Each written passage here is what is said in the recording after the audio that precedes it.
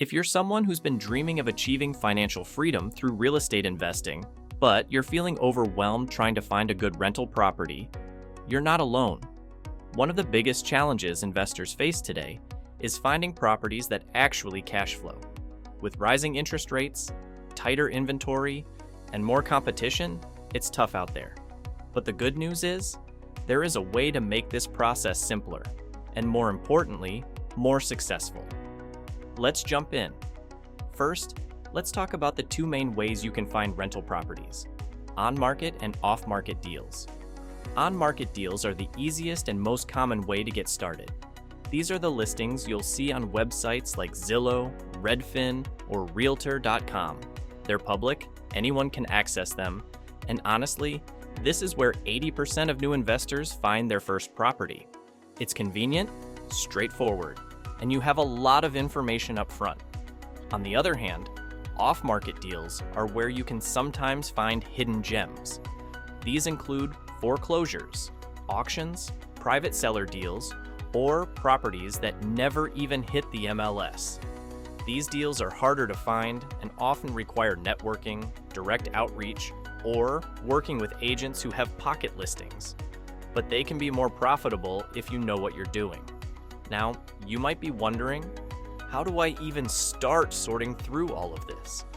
That brings us to what I call the funnel approach to deal analysis. This strategy is simple but powerful. Think of it like a funnel where you start wide, looking at a lot of deals and gradually narrow down until you find one or two great ones. Step 1 is to screen a high volume of properties. I'm talking over 100 listings. And yes, that might sound like a lot, but here's the truth. Most of them won't work. That's okay. The point is to cast a wide net. You're not doing deep research at this point, just filtering out obviously bad fits. Look for things like asking price, location, number of units, rent potential, and whether the numbers roughly make sense. Out of 100 properties, you'll likely narrow it down to about 20 that are worth a deeper look. Step 2 is where you run your full financial analysis on those 20 properties. This is where tools become your best friend. You want to calculate things like monthly cash flow, cap rate, and return on investment. At this stage, your goal is to find 5 solid candidates where the numbers look strong. Step 3 is to physically or virtually inspect those top 5. Either go see them in person or have your agent or property manager do it for you. Look for things like potential repairs, hidden upside like ADU zoning, or cosmetic value-add opportunities. Often, a property with a bad kitchen but great bones can become a winner with just a little work. And finally, step 4, make offers. Usually you'll find 1 or 2 deals that pass all your filters, and those are the ones you go after. But here's the key. Don't rush. Make sure you do your full due diligence before making an offer. That means checking your numbers, getting inspections, and making sure you haven't missed any hidden issues. To make this whole process faster and more accurate, let me show you a couple of tools I personally recommend. And yes, they're free or affordable. The first one is Bigger Pockets. Bigger Deals tool. This tool helps you screen properties quickly by applying filters based on real financial metrics like cash flow, cap rate, or internal rate of return. For example, if you're looking for properties in Indianapolis with at least a 5% cash-on-cash return, you can find those in just minutes instead of manually sifting through dozens of Zillow tabs. Once you've found a few potential options, it's time to go deeper. That's where the Bigger Pockets rental property calculator comes in. This lets you plug in your actual assumptions, things like expected rent, down payment, interest rate, property taxes, maintenance costs, and see what your true monthly cash flow and annual return will be. It takes the guesswork out of investing. Now, let's talk about the key numbers you need to pay attention to when analyzing a deal. First, you need positive cash flow, at the very least breaking even in year 1. Your rental income needs to cover all the expenses: mortgage, taxes, insurance, and even things like vacancies and maintenance. Don't forget those. They add up fast. Second, look at cash-on-cash return. This is how much profit you're making on the actual cash you invested. A good rule of thumb: aim for 5% or higher for more conservative deals. If you're in a high appreciation market, you might accept lower cash flow for better long-term gains. But in most cases, you want strong cash flow to protect you from market swings. Third, consider upside potential. Can the rent increase? Is the neighborhood improving? Is there room to add value through renovations or even adding a unit? Sometimes a property that doesn't look amazing at first can become a goldmine if you play your cards right.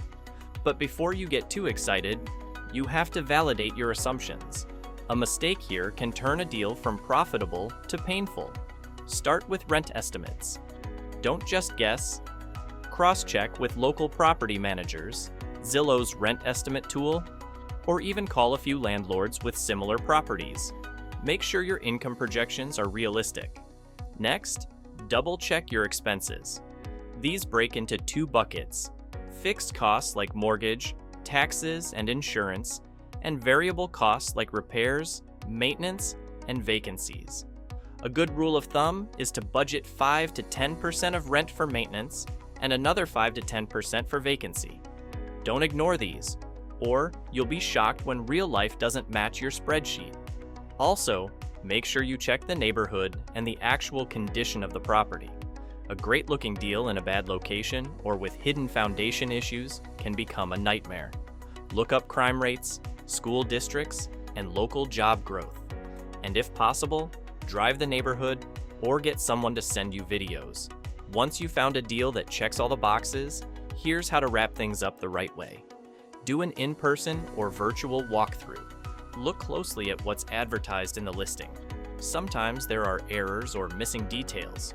For example, it might say 3 bedrooms, but one is technically a den without a closet. Then think about your offer strategy. In a hot market, you might need to go in strong, maybe even over asking.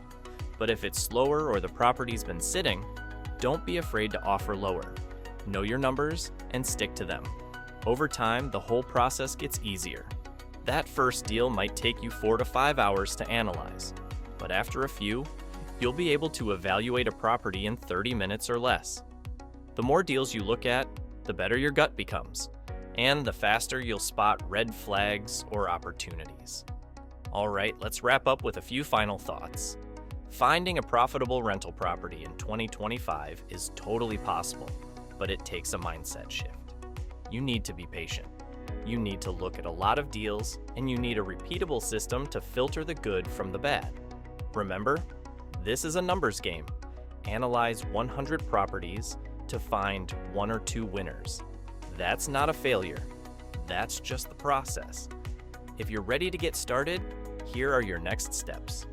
Go to biggerpockets.com/listings and start screening deals using the Bigger Deals tool. Then, use the rental property calculator to see if the numbers really work. Both tools are free, and they'll save you hours of work and stress. And finally, just remember, good deals still exist. You just need a system to find them.